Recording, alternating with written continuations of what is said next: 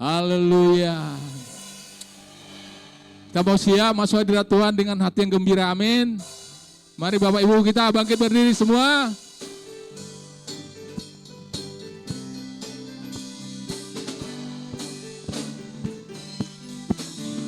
La la la la la la la la la la la la la la la la la la, oh yeah. Ku masuk ke dalam hadirat Tuhan dengan nyanyian baru, berkat korban ucapan syukur bagi Rajaku, memuji, menyembah, berdoa, menari, melompat bagi Tuhan. Anggur baru dicurahkan, berkatnya dilimpahkan bagi mereka yang mengasihi Dia. Damai sejahtera Dia berikan, sukacita ku dapatkan, sebab Engkau Allah sumber segalanya. La la la la la la la la la la la la la la la, oh yeah. Ku masuk ke dalam hadirat Tuhan dengan nyanyian baru, membawa korban ucapan syukur bagi Rajaku, memuji, menyembah, berdoa. Mari menari untuk Tuhan, menari, melompat bagi Tuhan. Anggur baru dicurahkan, berkatnya dilimpahkan bagi mereka yang mengasihi Dia. Damai sejahtera Dia berikan, sukacita ku dapatkan, sebab Engkau Allah sumber segalanya. Anggur baru dicurahkan, berkatnya dilimpahkan bagi mereka yang mengasihi Dia. Damai sejahtera Dia berikan, sukacita ku dapatkan, sebab Engkau Allah sumber segalanya. Sebab Engkau Allah sumber segalanya. Sebab Engkau Allah sumber segalanya.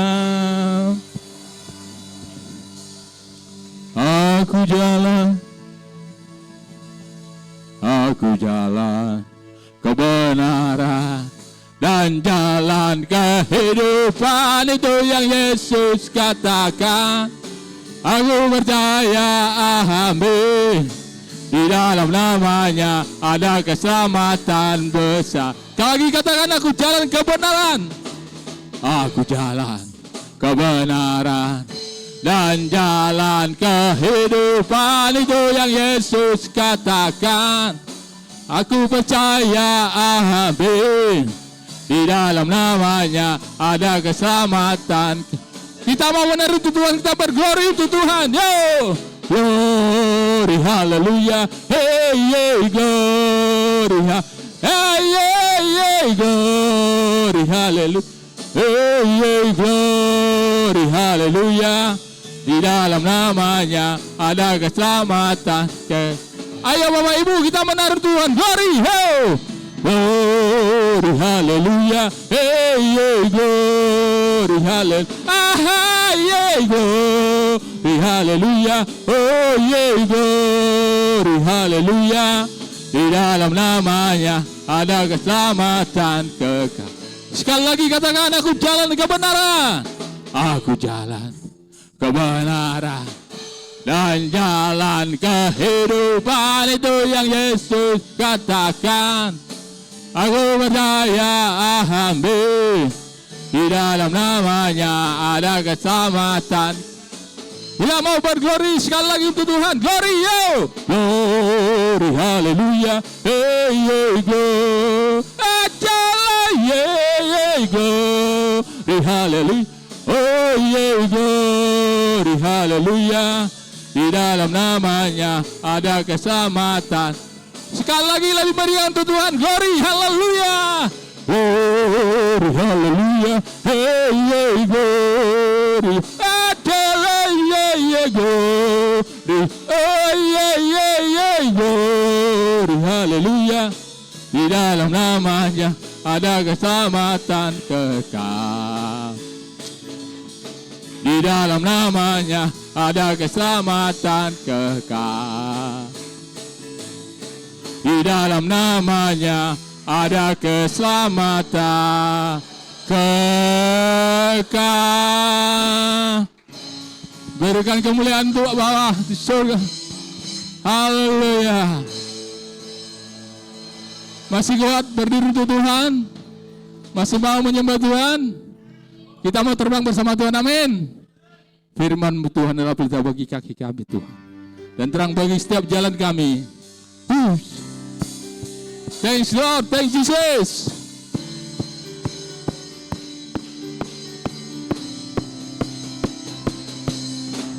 Firman-Mu Tuhan, pelita bagi kakiku,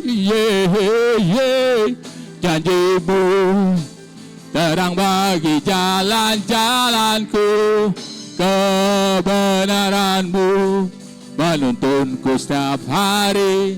Ku menantikan-Mu, beri kekuatan baru. Ya Baran, kita terbang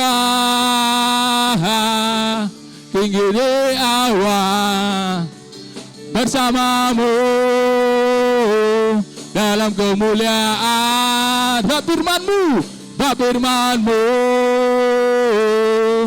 teguh menopang, bukan aman dalam-Mu Tuhan.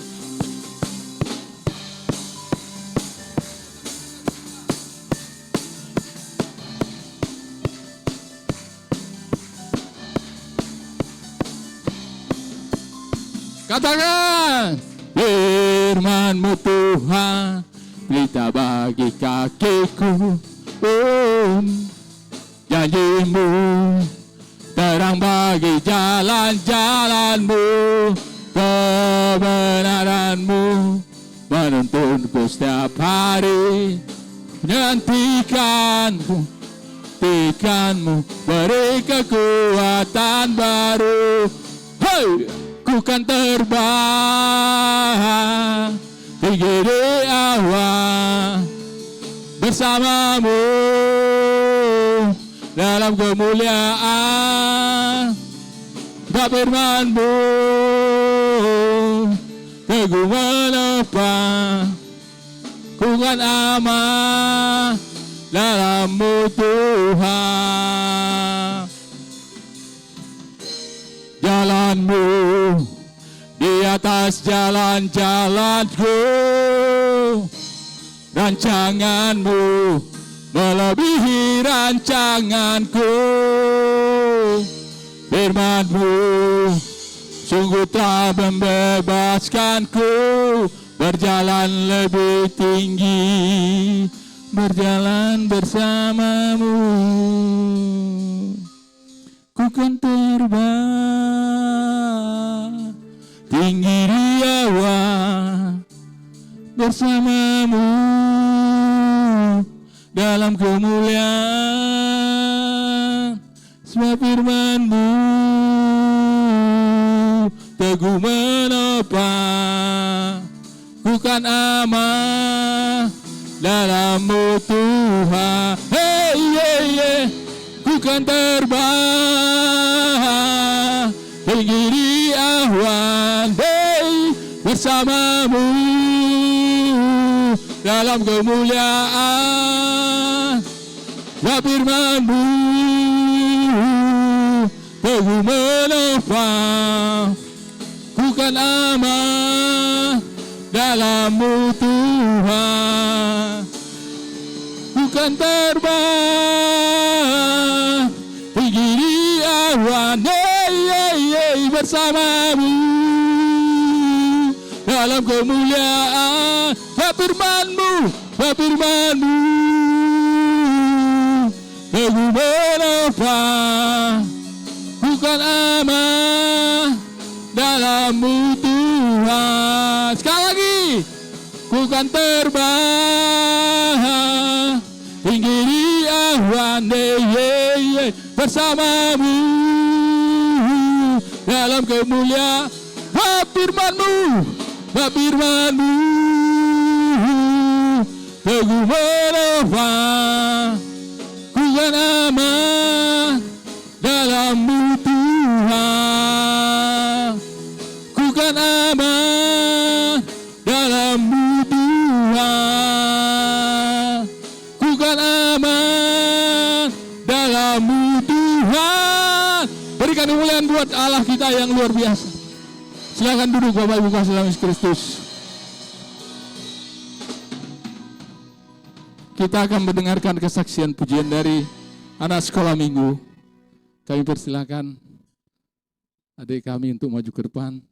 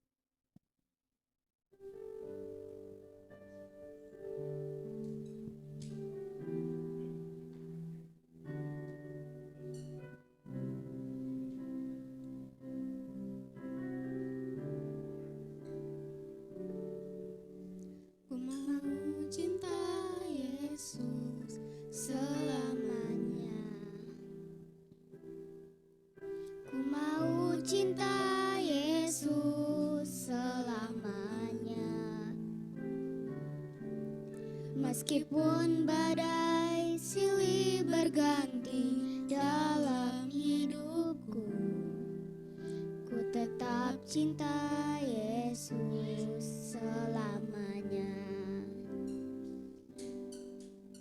Ku mau cinta Yesus selamanya. Ku mau cinta Yesus selamanya. Meskipun badai silih berganti dalam hidupku, ku tetap cinta Yesus selamanya. Ya Aba, Bapa, ini aku anakmu, layakkanlah seluruh hidupku. Ya Aba, Bapa, ini aku anakmu, pakailah sesuai dengan rencanamu.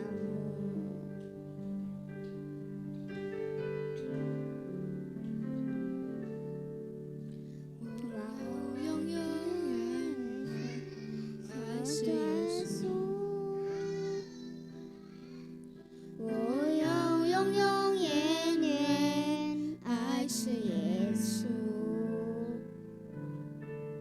虽然生命中狂风和暴雨接连不断啊，我仍然永永远远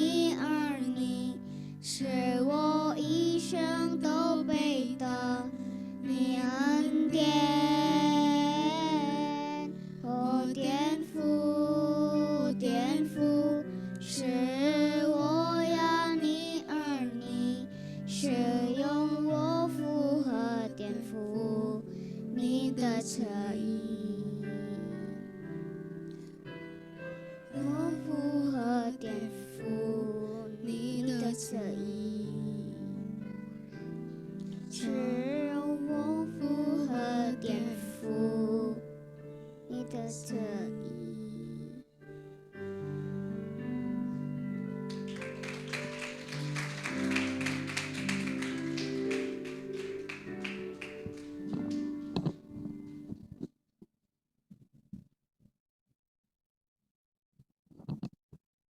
Mari sekali lagi kita beri aplaus yang paling meriah buat anak-anak kita. Kita doakan semoga anak-anak kita menjadi pemuji, penyembah yang benar di hadapan Allah. Dan lewat talenta yang Tuhan berikan buat mereka, mereka boleh berkembang menjadi kesukaan bagi Allah. Baik Bapak Ibu kasih dalam Kristus, kita boleh undang bersama-sama bangkit berdiri. Kita mau menyembah Allah kita, Allah yang luar biasa. Sambil mempersiapkan hati kita untuk kita mendengar kebenaran firman Tuhan yang akan diberikan oleh hamba-Nya.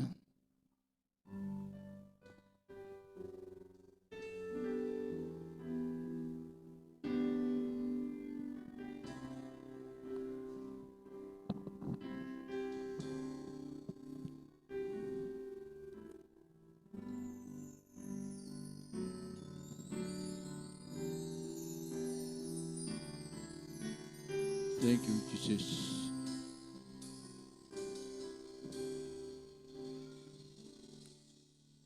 Engkaulah kekuatanku,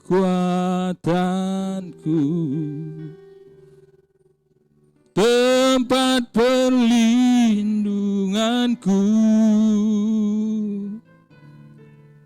saat badai menerpa. Aku tak akan goyah. Aku tak akan goyah, sebab Kau sertaku.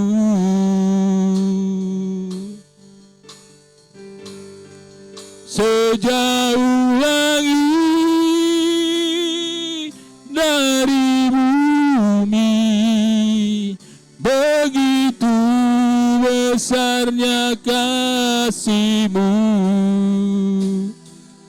Penuhi hati kami yang rindu menyembah-Mu, Yesus. Sejauh langit dari bumi, begitu besarnya kasih-Mu. Kaulah Tuhan, kekuatanku, sukacitaku.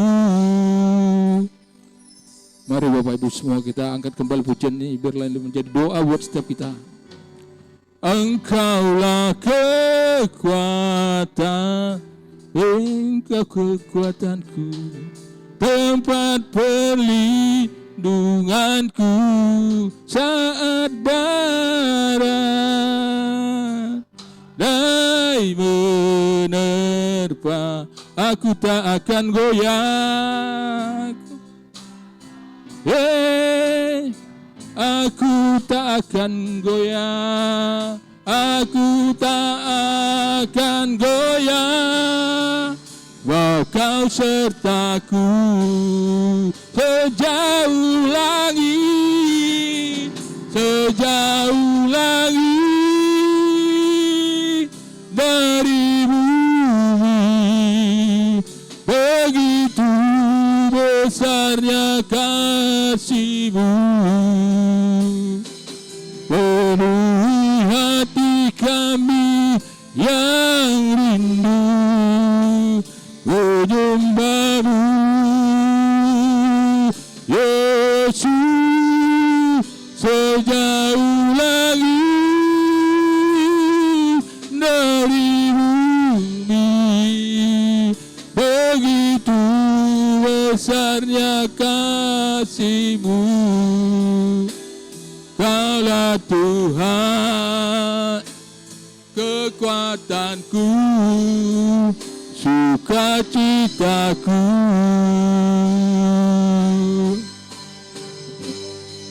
Sejauh langit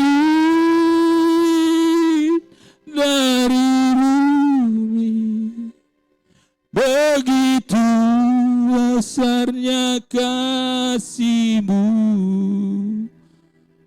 Penuhi hati kami yang rindu menyembah-Mu,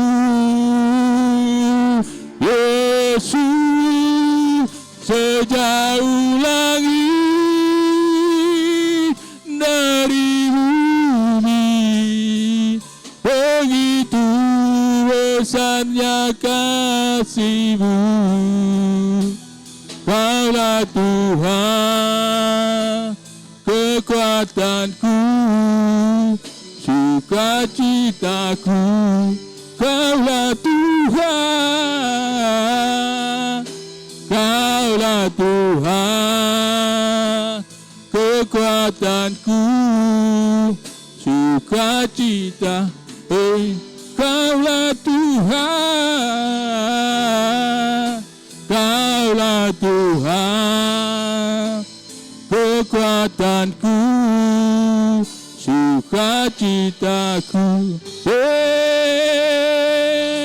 Kaulah kekuatan kami Tuhan. Haleluya, Yesus. Engkaulah kekuatan kami. Terima kasih Tuhan buat setiap anugerah-Mu. Terima kasih Tuhan buat setiap kekuatan Bang. Inilah hati kami Tuhan, inilah kami Bapa. Engkau begitu, sungguh Engkau Allah kami yang ada. Jesus, yang kelola. Haleluya. Mari engkau sembah dia. Sembah dengan segenap hatimu. Yesus, terima kasih Bapa buat kasih setiamu, buat kebaikan-Mu. Urapi kami Tuhan, urapi kami Bapa.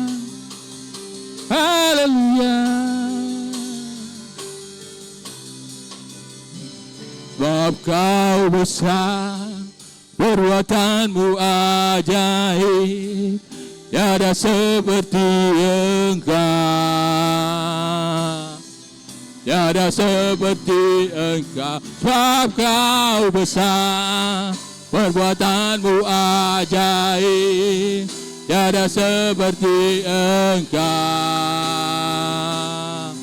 tiada seperti Engkau. Sebab Kau besar, sebab Kau besar, perbuatan-Mu ajaib, tiada seperti Engkau,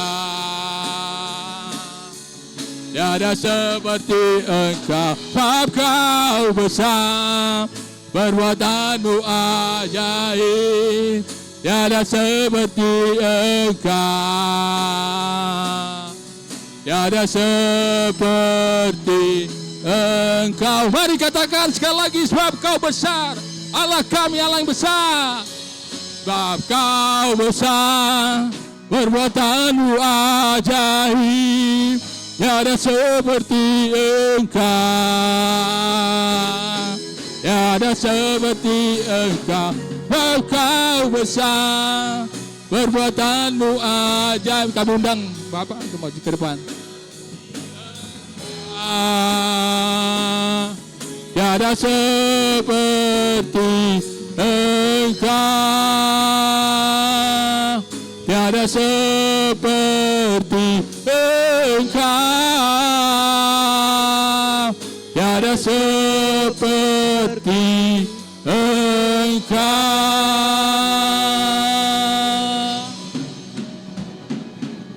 Haleluya, haleluya. Benar ya Bapa, Bahwa di alam semesta di bawah kolong langit ini tidak ada Allah yang seperti Engkau. Engkaulah Allah kami satu-satunya. Allah yang telah membentuk kami.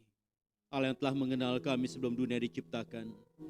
Dan Allah yang akan tetap ada bersama dengan kami saat dunia ini juga berlalu. Oleh karena itu kami rindu. Kami kembali Engkau teguhkan, kuatkan ya Bapa dengan kebenaran firman-Mu. Sehingga hari-hari kami ke depan adalah hari-hari yang penuh kemenangan. Hari-hari yang penuh keindahan. Hari-hari yang memuliakan Tuhan di setiap detak jantung kami, di setiap keputusan hidup kami.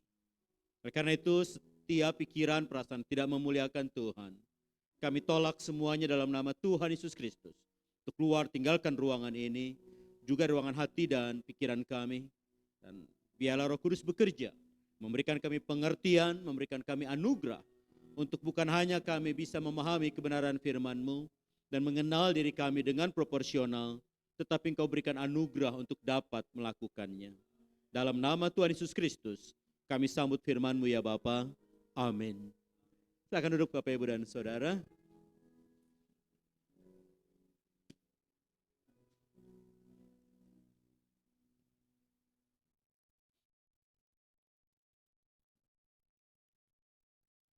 Shalom. Kongsi Pak Coy.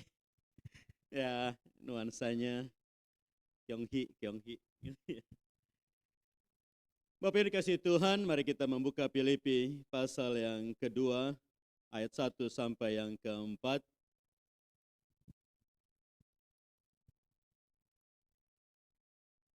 Kita baca secara bergantian, saya membaca dari terjemahan Alkitab 2, yang TB 2. Filipi pasal 2 ayat yang pertama sampai yang keempat. Jadi, karena dalam Kristus ada nasihat, ada penghiburan kasih, ada persekutuan roh, ada kasih mesra dan belas kasihan.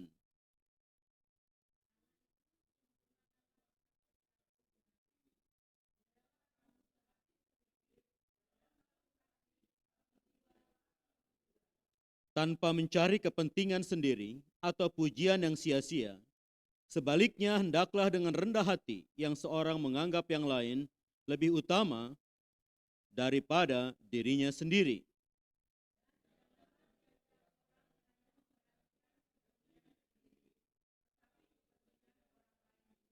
Ya, demikian jauh pembacaan firman Tuhan. Berbahagialah setiap orang yang mendengarkan, merenungkan, dan melakukannya dalam hidup hari lepas hari. Bapak yang dikasihi Tuhan, tema pagi ini untuk menata ego dan perasaan. Ayat ini sangat jelas bahwa di dalam Kristus ada nasihat, ada penghiburan kasih, ada persekutuan roh, ada kasih mesra dan belas kasihan. Bisa satu pikir, satu kasih, satu jiwa, satu tujuan. Tetapi dalam rapat gereja, klasis, wilayah, lagi sinode, itu bisa berdarah-darah, gitu. Terutama dalam rangka pemilu seperti sekarang ini. Gitu. Berapa banyak kadang setiap WA group, kecuali kami di Hagai, tapi setiap WA group saya dari STT atau apa, rame, heboh, gitu. Dan terbelah. Yang menjadi pemikiran dan pertanyaan, saat pikir nggak ada lagi, gitu. Penghiburan kasih nggak ada lagi, karena kata-kata menjadi tajam. Dan kadang kita nggak mengerti gimana doktor teologi ya, injili pula, dosen STT bisa masuk di PKS.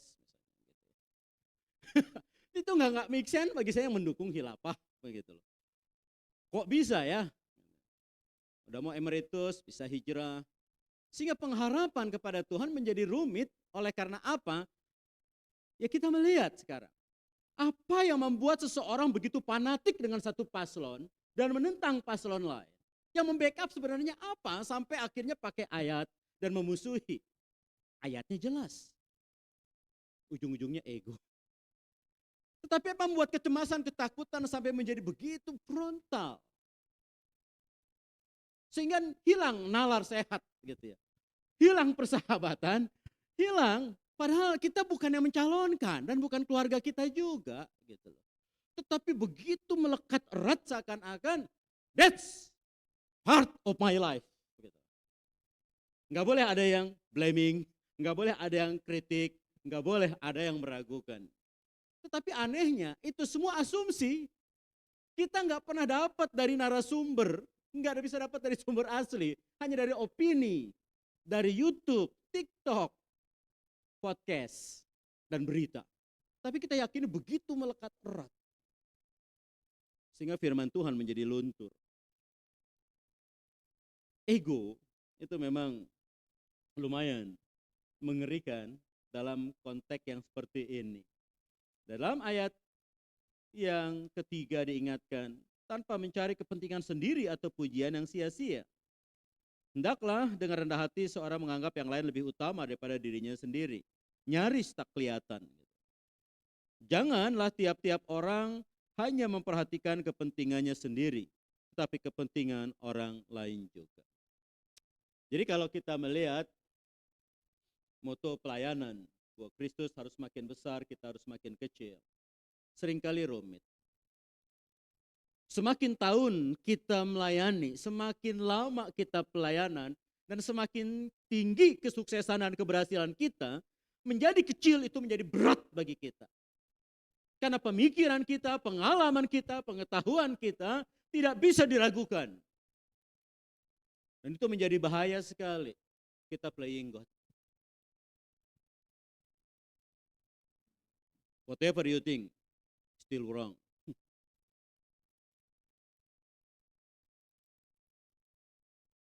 Asumsi itu sudah terbangun dan kadang menjadi rumit. Jadi dari mana harus diubahnya? Tidak dari diri kita sendiri. Sama seperti kayak kupu-kupu, dari telur, ulat, kepompong, jadi indah. Kita baca sama-sama. 3, 4. Perubahan harus dimulai dengan satu, mungkin salah satu dari kita. Tidak ada orang yang mampu dan melakukan apa yang dia lakukan sendiri. Jangan harap istri bisa mengubah, suami bisa mengubah, anak bisa mengubah, orang tua bisa mengubah. Nggak ada. Kita nggak bisa nunggu orang lain mengerti kita. Kita nggak bisa menunggu orang lain memahami kita. Kita nggak bisa tunggu orang lain gitu ya, menerima kita seperti yang kita harapkan. No. Dia punya kepentingan yang berbeda, pemikiran yang berbeda, background yang berbeda, filter yang berbeda. Sehingga itu sebabnya di antara pendeta bisa saling menghujat. Sehingga umat yang teriak, Katolik, istri saya tunjukin nih tolong Romo, mimbar itu bukan untuk kampanye katanya. Bicarakanlah iman, bicarakanlah Kristus gitu kan, bukan paslon gitu. Tetapi ini jadi unik. Oleh karena apa? Karena pada saat kita bicara Imlek sekarang, baca tahun naga. Saya senang film silat dan selalu ilmu yang tertinggi dan terakhir yang paling fatal itu naga yang keluar. Dan orang rakyat biasa juga nggak boleh pakai lambang naga, apalagi emas. Itu hanya raja, keluarga kerajaan. Sehingga waktu kita bicara tentang naga, apalagi naga emas, bicara kekuasaan, bicara kekayaan, bicara kehormatan, bicara kemuliaan. Sehingga dalam hidup seperti itu, betapa kita harus menata hidup kita sebagai anak Allah untuk hidup penuh kemuliaan, untuk hidup penuh dengan satu wibawa sebagai pembawa terang. Walaupun ekonomi kita bisa beda, rasa syukur kita, pengharapan kita tidak luntur. Tetapi tidak mudah untuk mengubah. Kalau melihat kondisi yang ada, Bapak Ibu lihat ini kan pernah melihat apa? Katak, kodok. Paling mahal kodok jadi suike. Dia bisa melompat, bisa. Tapi hanya nyamuk.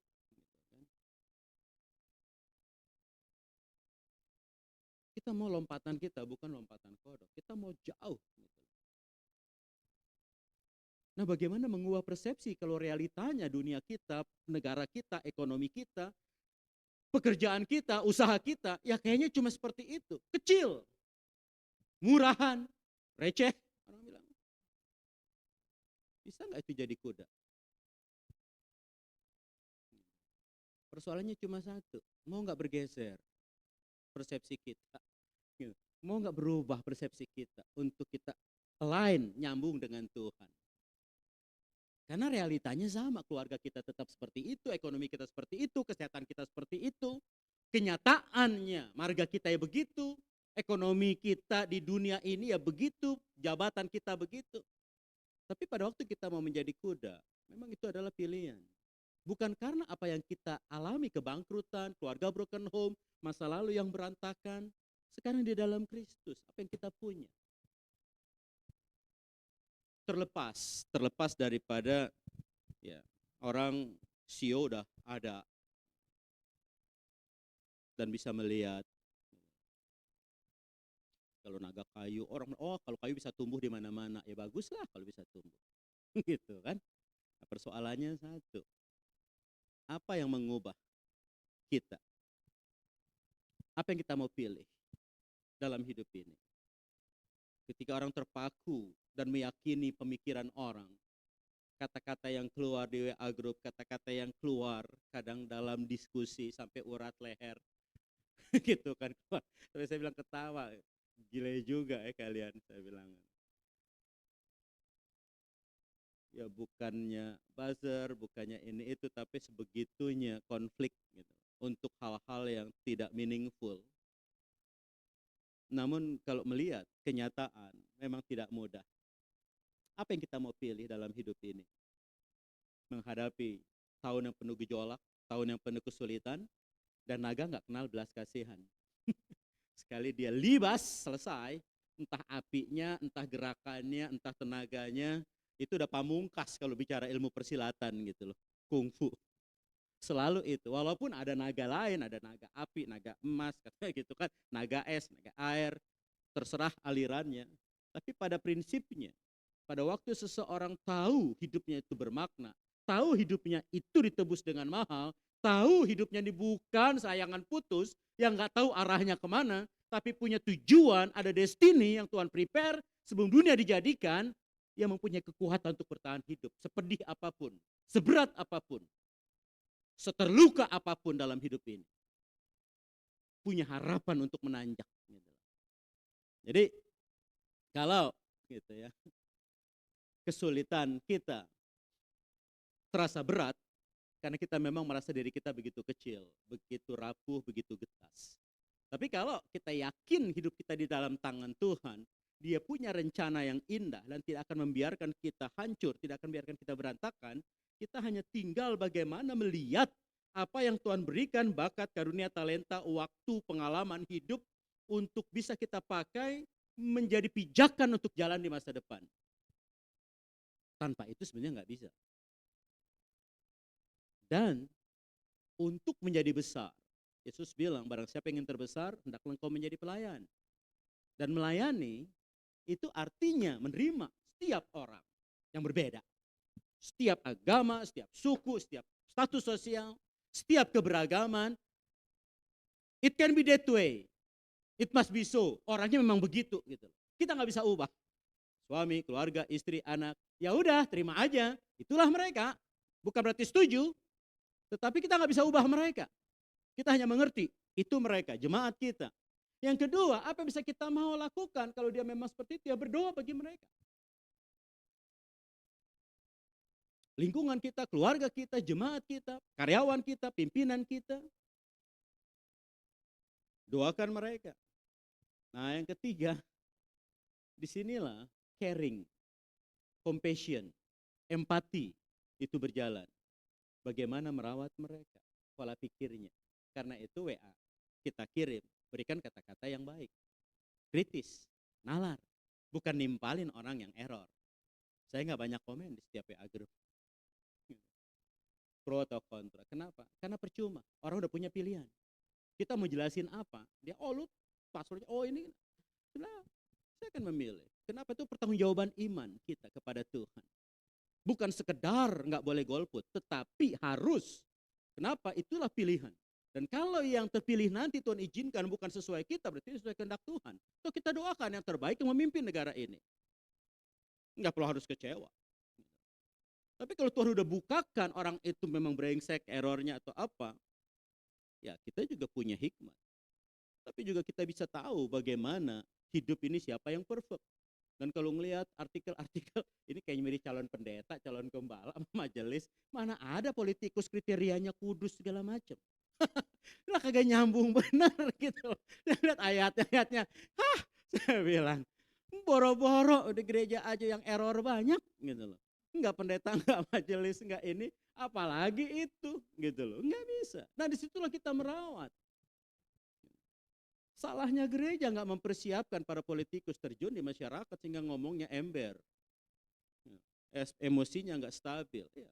Tetapi kita sendiri sekarang kita mau lakukan apa? Ya melayanilah mereka. Mengertilah mereka.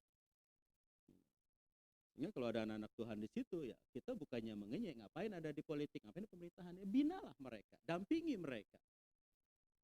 Untuk mengerti kebenaran ada tanggung jawab di situ. Karena bagi saya politik seperti pisau, di tangan orang yang baik jadi baik, di tangan orang yang jahat jadi jahat, gitu. Jadi rusak. Persoalannya pada kepentingan kita, ego. Itu bagian manusia yang terdalam, dalam hati kita, roh kita, itu ego kita. Ego eimi kata Yesus. Aku adalah aku. I am, mine, me. Dan setiap kita terikat dengan itu, nggak ada yang bisa lepas. Nggak bisa kita mematikan ego, kita hanya meminimize dampak negatifnya.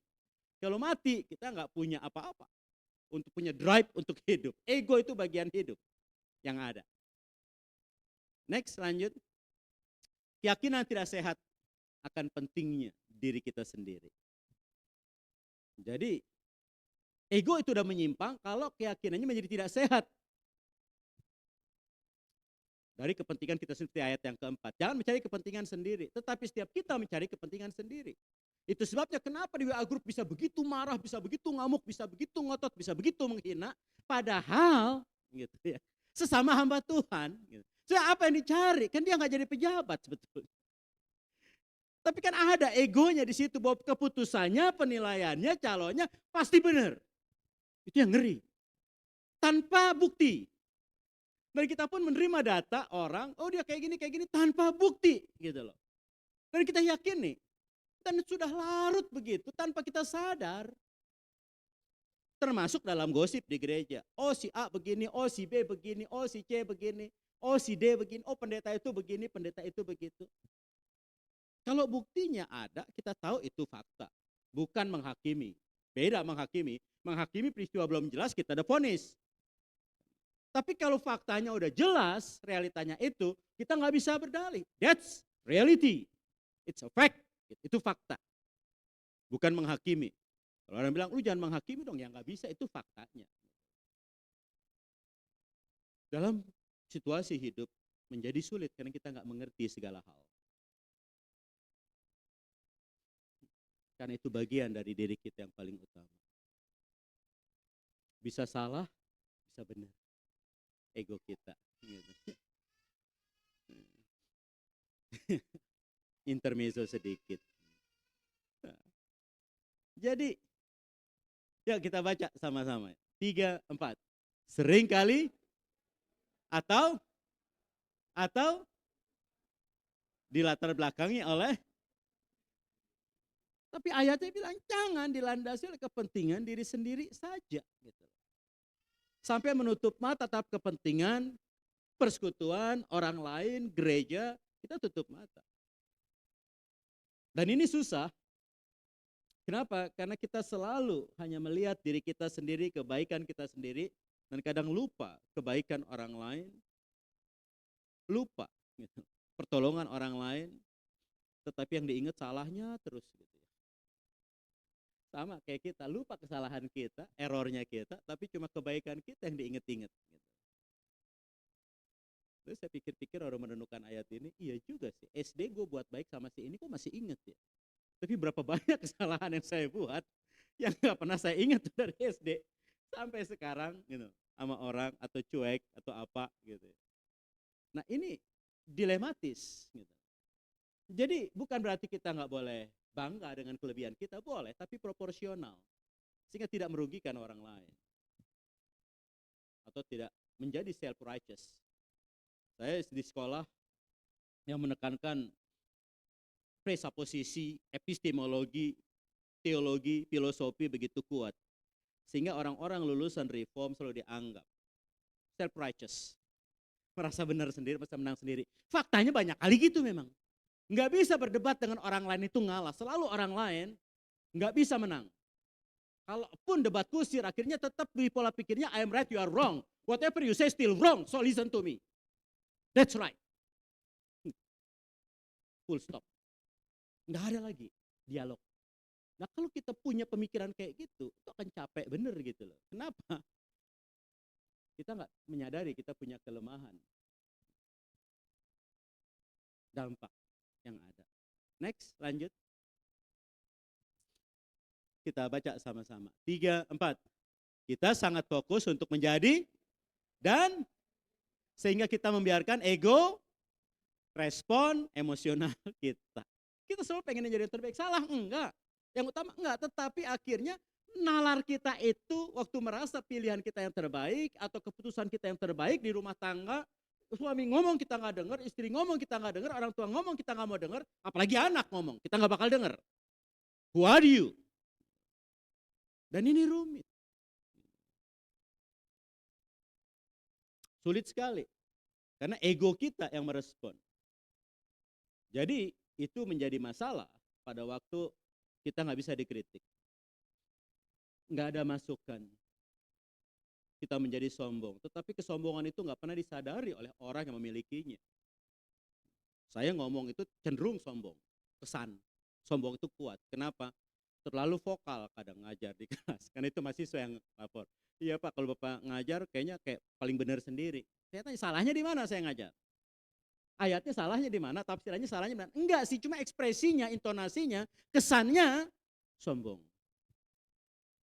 Sehingga kalau diskusi sama Kiai, saya udah rasa wanti-wanti di depan. Pak Kiai kalau saya ngomong semangat kayak orang marah, itu belum marah loh. Itu ekspresi saya kalau ngomong, ya saya yakin benar, itu ekspresinya, gesture saya ikut banget involve. Kalau saya udah diem, berarti saya udah marah. Saya udah cuek, lu mau ngomong apa, whatever lah. Nah itu berarti marah. Tapi kan itu harus berubah. Harus belajar untuk memahami perbedaan di kelas. Jadi hampir semua hal dalam hidup kita dipengaruhi oleh kepentingan kita, ego kita. Enggak salah. Pada satu sisi, salahnya pada waktu itu merugikan orang lain dan melanggar firman Tuhan. Kalau nggak merugikan orang lain, nggak melanggar firman Tuhan, membangun sesama dan memuliakan Tuhan, kepentingan kita ada, kita ingin banyak orang diselamatkan. Saya punya ego untuk itu. Saya punya pamrih dalam pelayanan. Bahwa setiap orang yang ketemu saya, siapapun juga yang tinggal di rumah saya, hidupnya lebih baik daripada sebelumnya. Mau dia Islam, mau Buddha, mau ateis, mau kebatinan, whatever gitu ya. Nggak ada masalah. Tapi dia lebih baik hidupnya daripada sebelum mengenal saya. Itu pamrihnya. Gitu. Jadi itu hubungan, pendidikan, pekerjaan, semua terikat pada ego tadi. Termasuk kita berjalan, berpakaian, berbicara, dan kita punya keinginan anak-anak kita akan menjadi besar seperti apa, itu ego kita ada di situ. Masalahnya pada waktu kita mendirect anak kita seperti maunya kita, padahal bukan kapasitasnya di situ, matilah anak kita dan hubungan kita di situ. Kenapa? Dia stres karena dia bukan kita, dan kita paksa menjadi diri kita. Dan itu yang akhirnya banyak anak-anak bisa berontak sama orang tua karena bukan itu yang diinginkan. Bapaknya ingin anaknya masuk ITB. Sebagai tentara dia gagal ke sana dulu dan dia ingin, kenapa? Karena untuk orang Batak, waduh, gelar TB doktor itu penting. Anaknya harus masuk ke sana. Tapi anaknya senang dalam bidang yang lain. Akhirnya enggak, saya mau kuliah di sini. Dia keluar, bapaknya lempar papisu komando, nancep di pintu. Akhirnya anaknya nurut. Dia kuliah. Selesai kuliah, dia kasih sertifikat. Ini Pak, yang Bapak inginkan. Setelah itu hubungan saya rusak sampai hari ini Pak Sony. Dia tidak lagi menganggap saya sebagai ayah yang layak. Dia melakukan, kasih sertifikat, dan selesai. It's yours. Dan Anda terlambat khotbah 20 tahun. Ya baru diundang. Sekarang. Tetapi itu enggak mudah. Kadang luka itu ada. Untuk memperbaikinya. Jadi, ya, cara pandang kita terhadap dunia memang di backup oleh ego kita, kepentingan kita. Nah, bagaimana diminimize itu? Mari kita buka Amsal 4 ayat 23. Sebetulnya itu yang menjadi masalah. Ego tidak persoalan pada orang yang baik, tapi jadi bermasalah pada waktu orang itu tidak baik. Dan desain Tuhan selalu kita harus menjadi orang baik. Dari Efesus 2 ayat yang ke-10 diciptakan untuk melakukan perbuatan baik. Dalam Titus 2 ayat 14 kita diharapkan menjadi umat kepunyaannya sendiri yang rajin berbuat baik. Dalam Galatia 6 ayat 10 kita diharapkan terus berbuat baik selagi masih ada kesempatan, terutama pada saudara-saudara seiman. Tetapi modalnya pada Amsal 4 ayat 23 ini. Mari kita baca sama-sama. 3, 4. Hatimu dengan segala, karena itulah pusat ego kita berada. Hati. Di mana roh kita itu ada di situ, dekat dengan ego kita. Waktu Roh Kudus memperbarui kehidupan seseorang lahir baru, rohnya berubah, diberikan hati yang lembut. Yesaya 36, 26, 27. Hati yang taat pada firman Tuhan.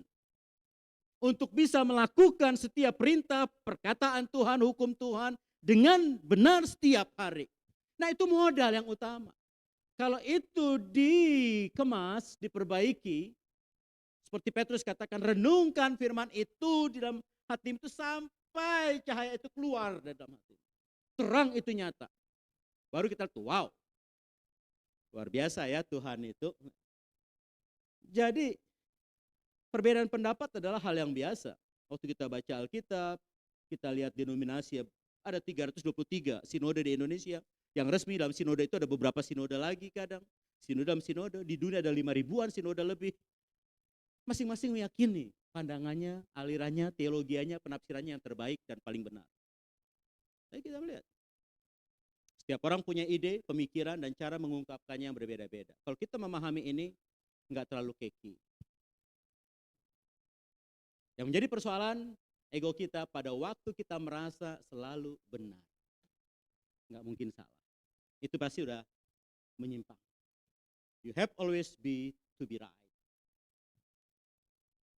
Bahkan kalau salah, lihat peraturan pertama. Ini banyak gembala sidang punya bumper, wakil gembala, asisten. Kalau dia salah mengklarifikasi, gitu kan, kayak politikus. Udah salah ngomong juga masih ada yang mengklarifikasi. Maksudnya itu seperti ini, maksudnya seperti ini.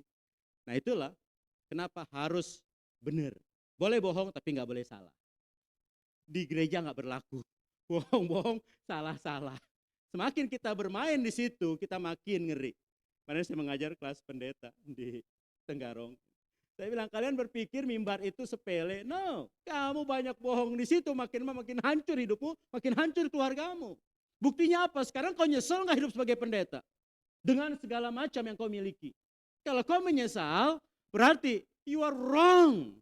Menata hidupmu sebagai hamba Tuhan. Nyesek jadi pendeta. Nyesek jadi hamba Tuhan.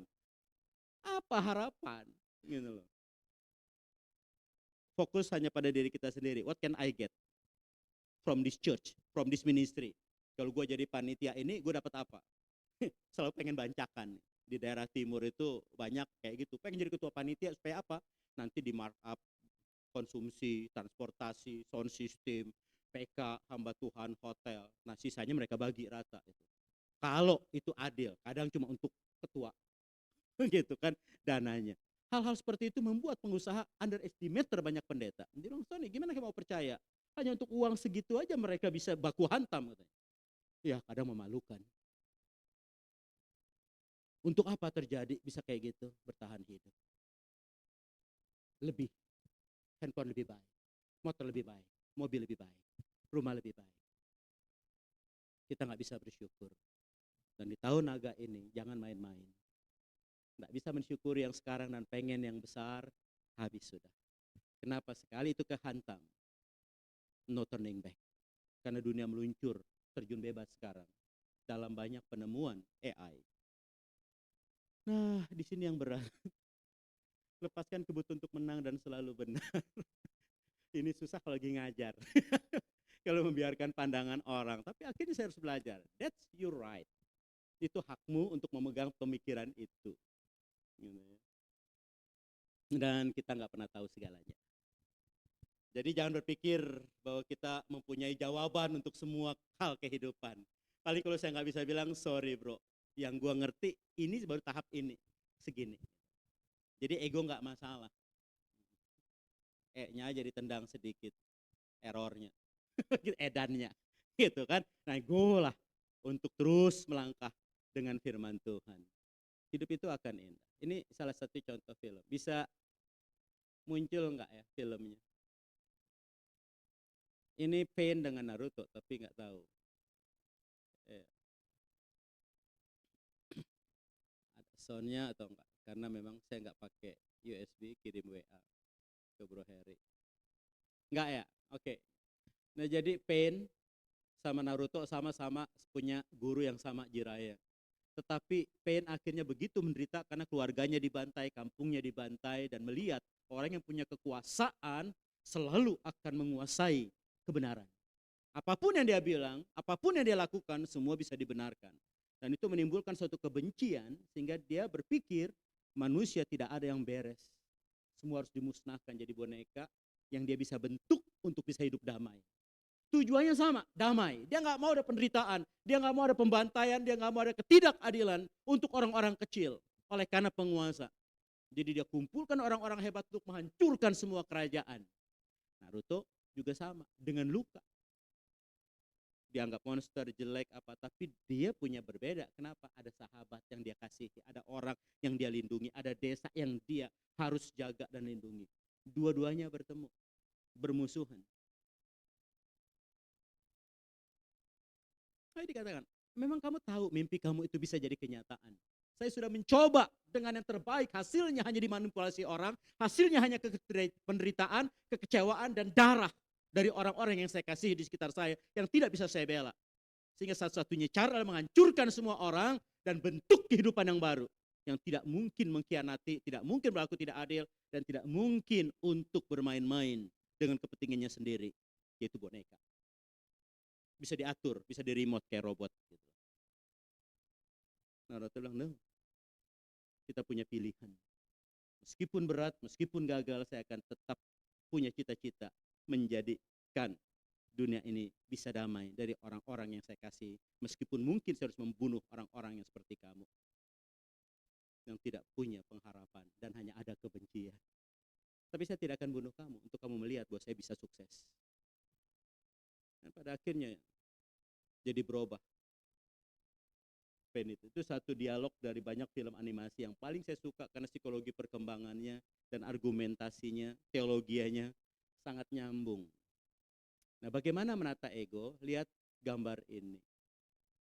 Apa maksudnya? Plus, lihatlah pada orang yang lebih hebat daripada kita. Belajar, kenapa orang-orang itu bisa tampil demikian. Mengapa bisa hidup keluarganya demikian, mengapa bisa pelayanannya demikian, mengapa bisa anak-anaknya tumbuh sedemikian. Orang-orang yang hebat, bahkan di tengah kegagalan. Saya kenal hamba Tuhan, selingkuh bahkan kemarin saat Natal, masih khotbah Natal, Sabtu lalu, di Blok M, ada satu gembala sidang, udah emeritus, dia bilang, Bang Sony tahu kan, katanya. Dia, ternyata udah perkosa juga itu pembantunya 2 orang, pendeta, udah dipecat. Ya, I know that. Cuma saya pikir sama sekretarisnya, bukan sama pembantunya juga bang. Waduh. Tetapi anak-anaknya sangat menghormati orang tuanya dalam kondisi seperti itu dan tetap pelayanan. Bukan anak kecil, anaknya udah master gitu. Pelayanan di rumah karena dibuang sama jemaatnya, dia buka jemaat di rumah. Cuma saya bilang bisnisnya gila ya. Dalam kegagalan yang seperti itu, anak-anaknya begitu respect dan hormat karena sering nginep di rumah. Jadi saya tahu bagaimana sikap mereka hari-hari. Bisa ada yang kayak gitu, punya kelebihan. Tapi ada banyak hamba Tuhan yang lain di daerah, punya kelebihan. Kemarin di TikTok, pada saat satu orang menyerang kalau capres itu harusnya diujinya bukan dengan debat, baca Al-Quran gitu kan. Artis ngomong, wah habis dibully. Terus ada satu orang dari kebun sawit buka, tak, penuh dengan ayat sampai lian yang notabene Chinese kayak gitu. Gila nih orang ngomongnya. Jangan pikir orang di daerah itu bodoh, bilang gitu. Mereka belajar. Siapapun saat dia punya wifi dan dia mau belajar, dia akan pintar. Akhirnya ribuan orang ikut langsung bilang, saya pindah gara-gara omongan kamu. Nah, saya bilang, "Ya, pada saat orang yang nggak diperhitungkan bicara, berbeda. Coba kalau saya ngomong, nggak akan didengar. Tapi saat dia ngomong, lantas dengan ayat-ayat dan bahasa yang begitu detail, lafaznya begitu bagus, wah kamu di pesantren. Bukan, saya cuma pesantren kalong, artinya cuma dengerin orang ngomong, malam pengajian, bisa begitu tertata hidupnya. Padahal cuma pekerja sawit, rumahnya juga gubuk gitu. Tapi bahasanya bilang, kalau mau ngomong tuh bukan bahasa orang sederhana gitu. Karena banyak yang lulusan pesantren, bahkan UIN pun nggak sebagus kamu ngajar. Itulah pribadi. Nah, lihat kembali ke gambar yang tadi, tolong jangan diubah dulu. Yang minus, kita lihat kekurangan kita apa. Dan orang-orang yang di bawah kita, yang kita bisa bina apa? Yang punya kekurangan. Apa yang kita bisa layani dari mereka untuk kita angkat? Sehingga dalam dialog apologetika, saya nggak suka merendahkan agama orang atau pribadi orang, pernyataan orang. Saya ingin mereka mengerti kebenaran, bukan menghancurkan keyakinan mereka. Atau harga diri mereka, karena nggak bisa debat sama saya. Nah, tapi bagaimana saya menjelaskan kebenaran itu sehingga mereka bisa memahami. Atau yang di kampung yang nggak punya pengharapan, apalagi kalau duduk di rumah itu di lantai, nggak berani di kursi, bilang, kamu sama dengan saya diciptakan, duduk di kursi, kita makan sama-sama. Dulu nggak berani, lalu di bawah. Bahkan ada gereja tertentu di Sulawesi itu, bahkan di bagian timur, gembala sidang makan sama pengerja itu beda.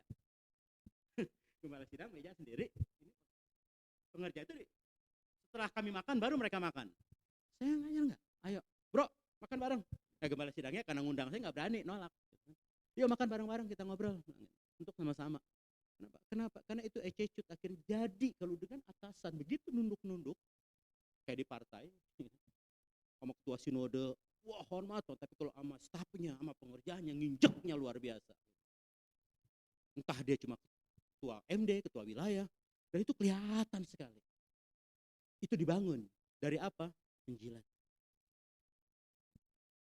Karena dia tahu dirinya kurang kalau dibandingkan orang hebat, tapi begitu hebat kalau dibandingkan orang susah. Itu celaka banget kalau jadi Kristen kayak gitu. Perasaan kita akan selalu menilai orang seperti itu. Dan harus diminimize. Kenapa kalau enggak kita selalu menilai orang berdasarkan profit yang kita dapatkan. Enggak selalu uang. What can I get from this person? Nah, itu akan berbahaya untuk kita sebagai orang-orang Kristen. Termasuk untuk anak nanti.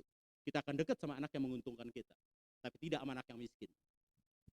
Sama keluarga yang miskin. Ada pemilahan. Dan semua yang miskin tahu itu. Kalau lebaran atau kimia atau apa, ya bisa berbeda lah.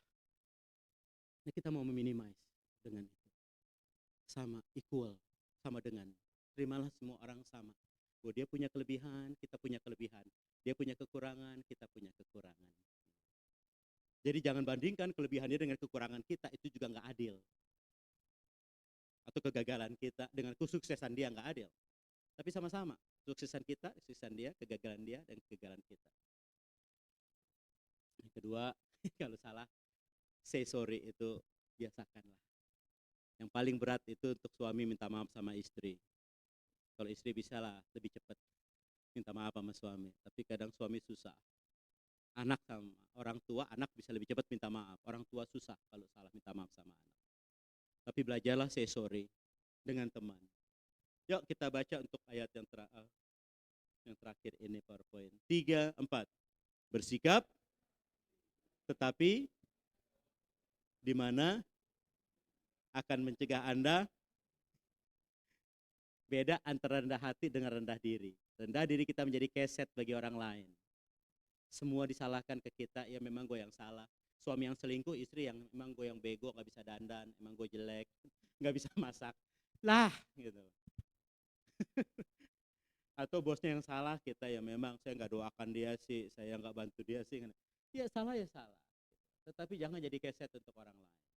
Kita boleh rendah hati, tapi gak boleh rendah diri. Ojo gumunan. Ojo minder, ojo goblok. Karena itu belajar. Lihat firman Tuhan dan takut akan Tuhan dasar pengetahuan. Pada waktu hati kita melekat dengan Tuhan. Pada waktu hati kita diubah oleh Roh Kudus. Kita tahu 2024. Whatever orang ngomong. Mau naga diasumsikan setan, mau naga diasumsikan berkat. Itu adalah pola pikir. Tergantung apa. Bagi saya, apapun. Tuhan itu berkuasa di atas Lewiatan. di atas naga, di atas ular. Karena kasihan kalau semua ular itu setan, yang punya sio ular mati dia. Udah gitu marganya tan pula, setan bener dia nih. Jadi kita nggak bermain dengan itu. Kita nggak bermain dengan apa kata orang, dengan primbon, tapi apa kata Tuhan. Mari jaga hati dengan segala kewaspadaan, karena sana terpancar kehidupan. Boleh membela diri, tapi jangan dalam emosi, kemarahan, dan permusuhan. Kalau orang nggak terima kita, jangan paksakan. Kita baca 3, 4. Standar kita seharusnya adalah yang terbaik dari setiap tidak atau tidak. Ya, kita tutup sampai di sini. Kita nggak perlu. Ya, cukup bro. Thank you. Itu hanya satu bukti kalau kita hidup dengan Tuhan, hubungan kita dengan semua itu akan baik.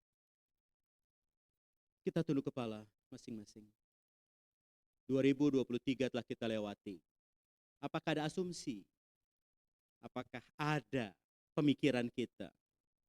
Apakah ada pernyataan kita, perkataan kita yang sebenarnya tanpa bukti sebetulnya, yang membuat kita begitu ngotot, begitu memperjuangkan, sehingga merusak relasi kita dengan banyak orang?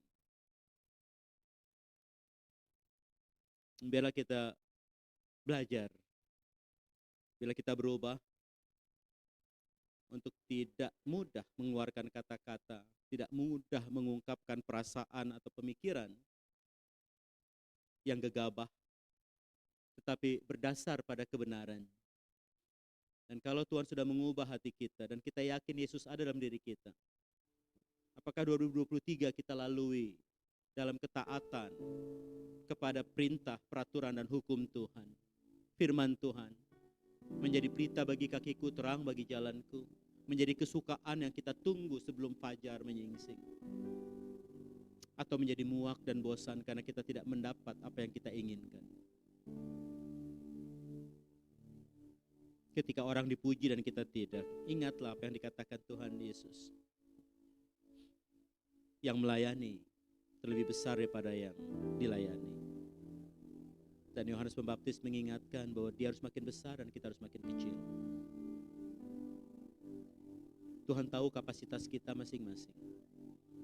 2024 adalah janji bahwa hari ini kita lebih dekat dengan Tuhan daripada hari kemarin. Kedatangannya pun semakin dekat. Apa yang kita siapkan, apa yang kita kerjakan, adakah keluarga kita bisa menjadi terang di tengah lingkungan komunitas kita, di gereja kita, sehingga itu menjadi modal untuk kabar baik bisa disampaikan saat mereka melihat keluarga kita, anak kita, istri kita, suami kita hidup dalam keharmonisan, hidup dalam takut akan Tuhan, hidup dalam rasa syukur di tengah keterbatasan banyak hal yang kita alami. Ekonomi kah, kesehatan kah, pendidikan kah? Biar kita bersyukur 2024 adalah tahun yang cerah, tahun yang menghasilkan keberuntungan, kesuksesan dalam damai sejahtera, kebahagiaan, dalam kasih dan sukacita. Bapa, Engkau mengenal tiap kami.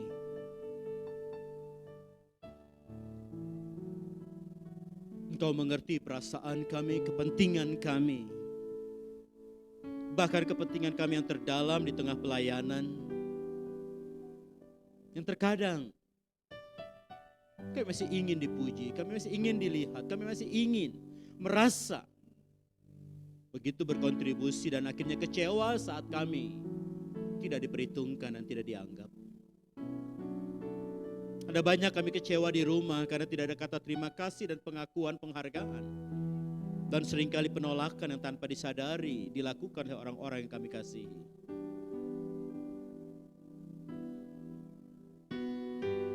Sehingga banyak kali kepahitan yang dirasakan, dan bukan keindahan saat kami berada di rumah tangga kami masing-masing. Kami rindu 2024 di tengah banyaknya tantangan dan pergumulan, di tengah banyaknya prediksi manusiawi, dengan banyak ketakutan, kecemasan yang tak pernah terbukti menguasai dunia medsos, menguasai banyak pemikiran dan hati orang. Biarlah Tuhan ajar kami untuk melekat kepada firman-Mu, bahwa kesusahan sehari cukup untuk sehari, dan esok punya kesusahannya sendiri. Agar kami tidak terjerembab dan tenggelam dalam kekhawatiran, kecemasan, anxiety yang tak beralasan.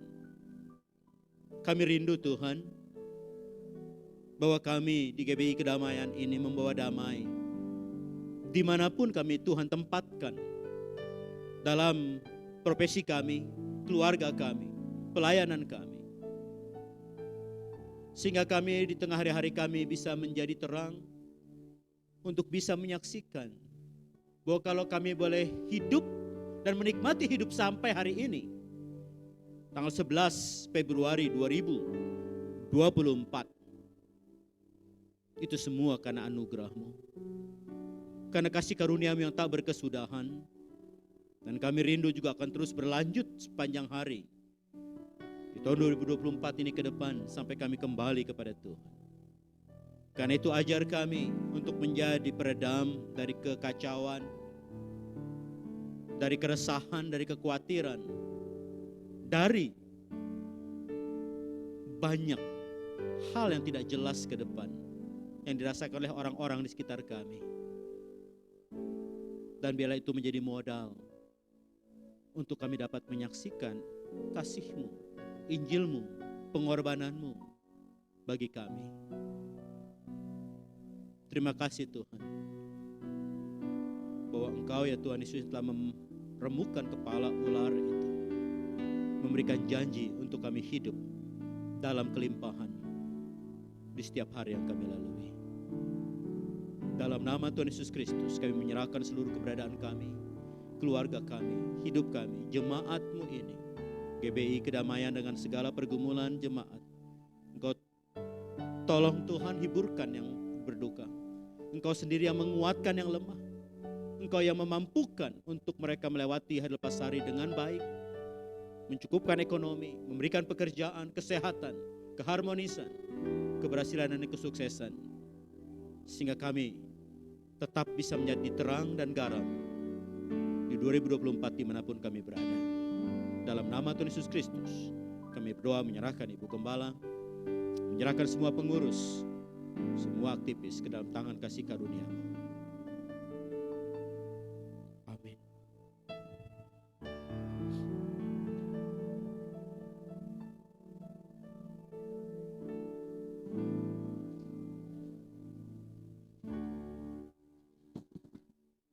Puji Tuhan, sharing firman yang begitu memberkati kita semua di sini. Bapak Ibu yang diberkati firman Tuhan, lambaikan tanganmu.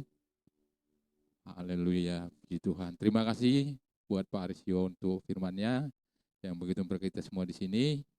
Biarlah kita boleh menghidupi firman Tuhan dengan sungguh-sungguh, sehingga hidup kita menjadi kemuliaan bagi Tuhan.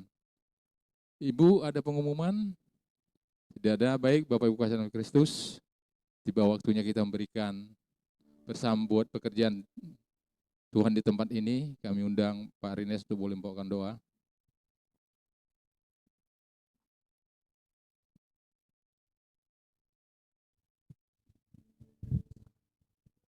Oke, sebelum memberi, kita doa sama Tuhan. Puji Tuhan, kami dicas hari ini Tuhan oleh firman Tuhan. Roh Kudus meteraikan, sehingga Tuhan apa yang ditaburkan oleh hamba-Mu Tuhan, pikiran kami, perasaan kami, ego kami, Tuhan, rubah Tuhan. Sehingga Tuhan kami menjadi anak Tuhan yang selalu berpikiran yang positif. Tidak ada yang kesal. Mari Tuhan, sekali lagi Tuhan, ampuni kami Tuhan. Kalau toh kedapatan selama ini kami berbuat hal yang tidak berkenan di depan Tuhan. Terima kasih Tuhan.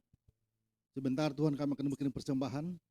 Mari Tuhan, ajar kepada kami Tuhan, untuk tahu memberi yang terbaik bagi Tuhan. Karena bagaimanapun juga Tuhan, kami tak mempersembahkan yang terbaik bagi Tuhan. Berkati usaha mereka Tuhan. Berkati pekerjaan mereka Tuhan. Sesuai dengan janji-Mu, apa yang mereka tabur, apa yang mereka beri, Tuhan membalas dan berlipat kali ganda. Terima kasih Tuhan, kami siap memberi dalam nama Yesus. Kami berdoa dan bersyukur. Haleluya. Amin.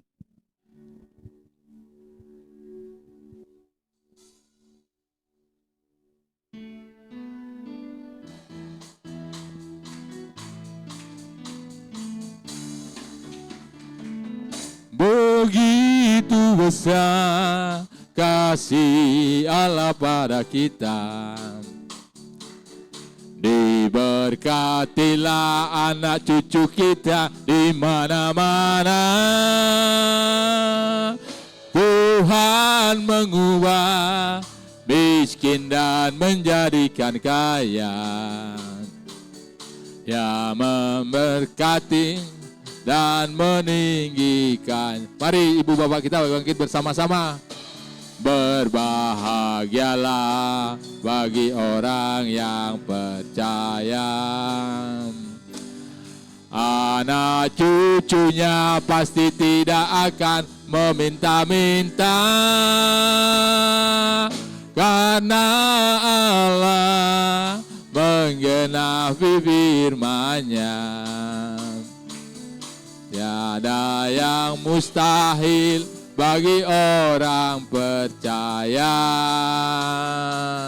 Tiada yang mustahil bagi orang percaya. Mari kita sehati berdoa. Allah Bapa kami yang di surga, terpujilah Engkau ya Tuhan. Engkau melawat kami pada pagi hari ini melalui hamba-Mu. Firman-Mu begitu indah dalam kehidupan kami. Biar firman-Mu itu tertanam di hati dan pikiran kami. Biar kami menjadi pelaku-pelaku firman-Mu. Biar kami menghilangkan ego kami ya Tuhan.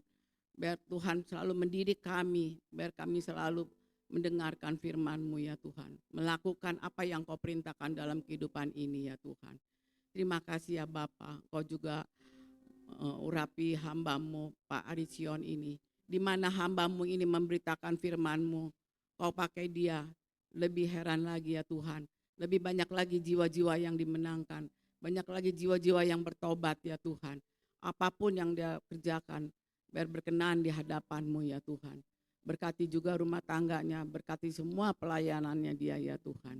Kami juga berdoa untuk Pak Kris yang selalu mendampingi kami di kedamaian ini ya Tuhan. Kau juga pakai Pak Kris ini ya Tuhan, di mana dia juga memberitakan firman-Mu. Dalam pelayanannya juga, apapun yang dia kerjakan, biar berhasil di hadapan-Mu Tuhan. Berkati rumah tangganya, berkati semua apa yang dia kerjakan Tuhan. Terima kasih ya Bapa, terima kasih Roh Kudus, terima kasih. Kami juga berdoa untuk semua jemaat kami, dimanapun mereka berada, yang hari ini tidak hadir. Apapun permasalahan mereka, Tuhan yang lebih mengetahui. Tuhan yang menilik hati mereka ya Tuhan. Dalam kecemasannya, dalam kegusarannya, apapun dalam kondisinya dia Tuhan. Tuhan selalu beri jalan keluar. Tuhan selalu menolong apapun yang dalam kesulitan dia. Pertolongan itu hanya datang dari Engkau ya Tuhan. Yang sakit juga Tuhan jamah, Tuhan sembuhkan ya Tuhan. Yang lemah iman Tuhan beri kekuatan. Yang telah menjauh Tuhan tadikan mereka kembali. Terima kasih ya Tuhan, terima kasih. Kami juga berdoa untuk pelayan-pelayan-Mu yang melayani pada siang hari ini ya Tuhan. Kau pakai dia, Kau urapi dia. Biar lebih lagi setia dia mencari Engkau. Lebih setia lagi dia melayani Engkau ya Tuhan. Terlebih lagi juga sekolah minggu guru-gurunya juga anak-anaknya ya Tuhan. Tuhan pakai mereka. Biar mereka mengerti semua akan firman-Mu. Firman-Mu adalah pelita bagi kaki kami, terang bagi jalan kami ya Tuhan. Semua kami serahkan di tangan kemurahan-Mu. Apapun permasalahan kami ya Tuhan. Semua Tuhan yang beri jalan keluar. Kami tahu pertolongan-Mu tidak pernah terlambat. Tuhan selalu memegang kami dengan tangan kami ya Tuhan. Kemanapun kami berada maupun dalam keadaan sekarang ini ya Tuhan banyak kekacauan. Tapi kami hanya berpegang kepada kemurahan-Mu. Semua Tuhan yang memimpin, semua Tuhan yang melaksanakan. Kalau kami telah berdoa, kami telah menyerahkan semua ke dalam tangan kemurahan-Mu. Apapun yang terjadi, semua kehendak-Mu ya Tuhan. Yang terbaik Tuhan berikan ya Tuhan. Terima kasih ya Bapak. Kalau sebentar kami juga dijamu makan, Kau kuduskan makanan yang telah tersedia ya Tuhan. Kau berkati tangan-tangan yang menyiapkan ya Tuhan. Biar menjadi kekuatan kami. Kau juga beri makan-makan pada orang-orang yang belum makan seperti kami ya Tuhan.